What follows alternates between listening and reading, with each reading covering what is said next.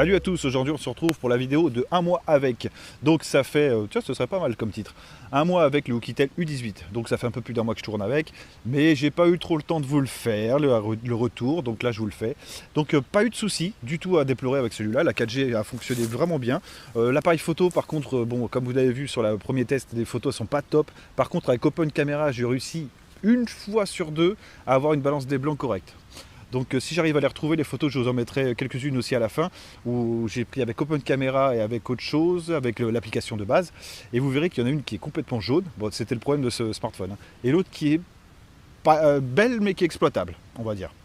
Après c'est un téléphone à 130 balles, donc on sent bien que quand même, sur 130 balles, bon d'accord, même la batterie de 4000 j'ai regardé, hein. Donc je l'ai démonté, j'essaierai de vous le prendre aussi en plan interne. Donc c'est 4050 mAh la batterie, donc ouais 4000 mAh. Le problème c'est que ce processeur, je ne sais pas ce qu'ils lui ont fait, mais il consomme un maximum. Et j'ai eu du mal à, ouais, une journée je finis une journée en l'utilisant pleinement. Donc là j'ai quand même pu lui en mettre plein les dents. Ouais, parce qu'avec tout ce qui est un peu Doogee ou Oukitel, je leur en mets plein les dents. Donc celui-là je l'ai laissé en plein soleil dans la bagnole avec le GPS. Donc GPS, la 4G, l'écran allumé. Il nous a fait une surchauffe, il était bouillant le bordel, donc je l'ai laissé encore un petit peu. J'ai fait comme le Doogee Mix en fait, et je l'ai laissé encore un petit peu. Il m'a pas affiché de message d'erreur, il s'est pas éteint, rien, il a fait le boulot en fait, nickel. Après le GPS, bon voilà, avec la 4G ça marche surtout, ça, surtout avec la 4G, dès que vous le mettez ça marche nickel. Par contre sans GPS, ouais bon c'était pas magique. Non, bon après il n'est pas mort, même niveau rayures j'en ai pas eu. D'ailleurs contrairement au Oukitel K6, le grand frère, j'ai pas eu de rayures parce que là le plastique marque pas fort, donc c'est cool. Même sur le capteur, parce que je l'ai baladé sans pochette, j'ai pas eu de rayures non plus, mais je vous mettrai quand même des beaux plans avec la lumière pour les voir. Le traitement de surface de l'écran est là aussi, il n'y a pas eu de soucis. Donc les quelques bugs ont été réglés grâce au Huawei P20, beaucoup.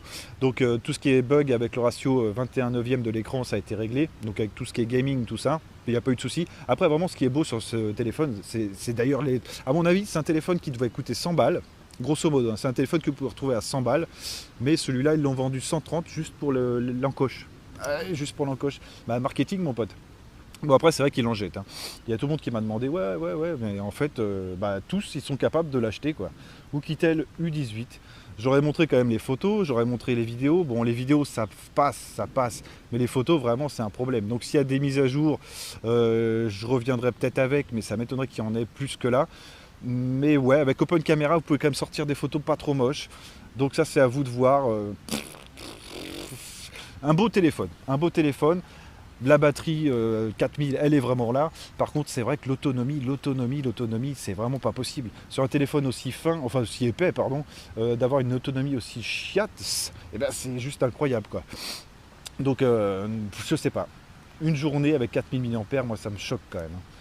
Surtout avec un 6750, parce que le 6750, je l'ai eu quand même en main plusieurs fois, et moi j'ai toujours eu une autonomie qui était correcte, mais là c'est impressionnant. Et pourtant il n'y a rien qui tourne en arrière-plan. J'ai regardé, j'ai fait un malware, une recherche de malware, rien, il n'y a rien qui tourne en arrière-plan, et je ne sais pas pourquoi il consomme comme ça. Donc est-ce que c'est les LED de proximité qui sont un peu réglées à la con et qui sucent sur la batterie, ou le fait que l'antenne cherche beaucoup les réseaux?